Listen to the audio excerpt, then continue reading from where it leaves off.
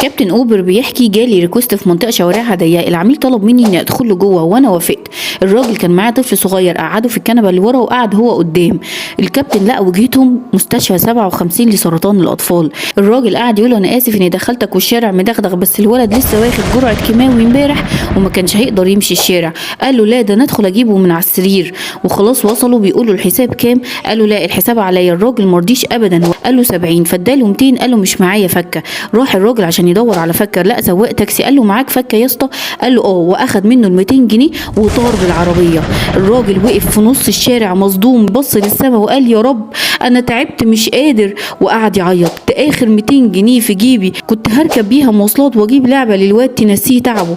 فجاه واحد نزل من عربيه جيب شروكي، راح عند الراجل حط له كبشه فلوس في جيبه ومشي. طلع الفلوس من جيبه وقعد يعدهم، لقاهم 2000 ونص. قال: احمدك يا رب، اكد ان كل اقدار ربنا خير ليه.